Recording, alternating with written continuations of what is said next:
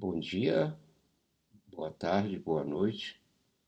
Vamos ao nosso quarto capítulo, que é bem interessante e é sobre o mito, a importância do mito. Em primeiro lugar, o que é mito? Mito é uma declaração fantasiosa sobre um determinado fato. Notem que aqui tem uma palavra que é super importante: fantasiosa, fantasia.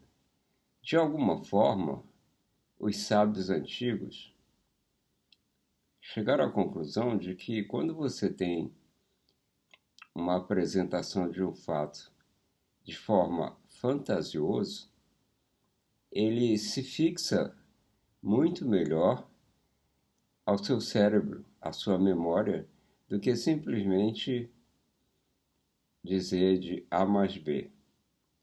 Então, em função disso, os gregos começaram a utilizar esse artifício para fixar a informação, principalmente que era passada por atividade oral.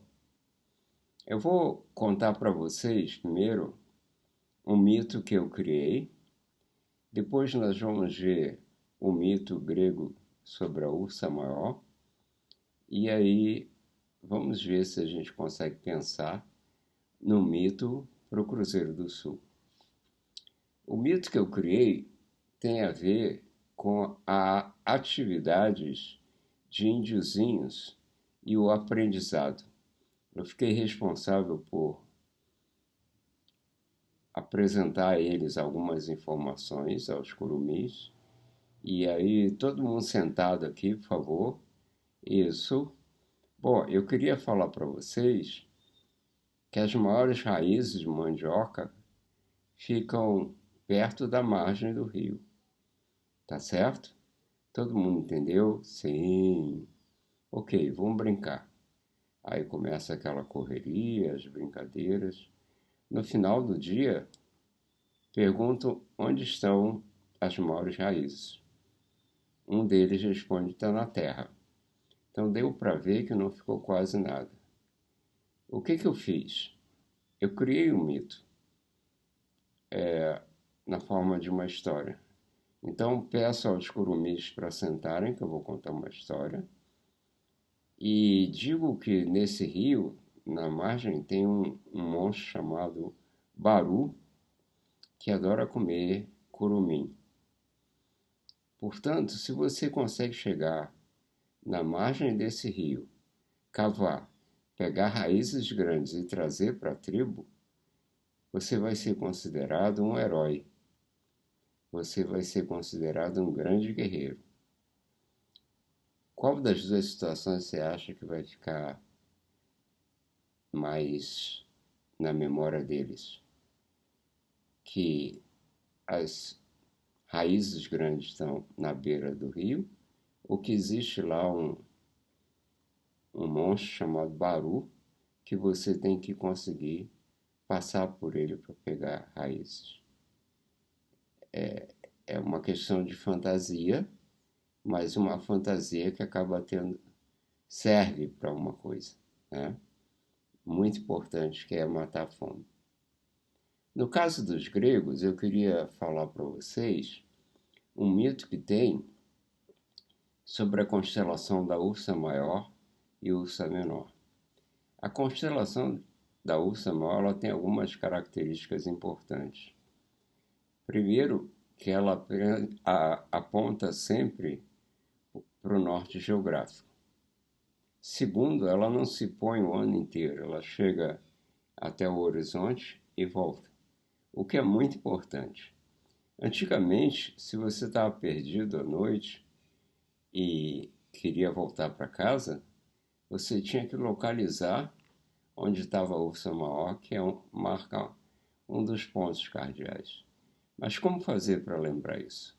Bom, os gregos criaram um mito chamado Calisto. Calisto era uma mulher belíssima que Zeus estava arrastando a asa para ela, só que era a mulher de Zeus extremamente,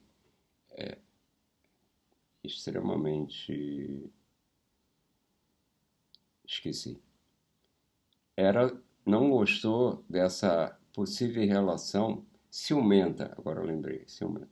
Era muito ciumenta e não gostou dessa relação de Calisto e Zeus. E aí começou a perseguir Calisto para ela ficar feia. Zeus ficou consternado de ver isso e transformou Calisto numa ursa grandona que já não tinha beleza humana e estaria protegido de Hera. Calisto começou a vagar pela floresta com medo de ser atingida por algum caçador. E um dia ela estava andando e viu o seu filho Arcas, que tinha se tornado um homem e um grande caçador.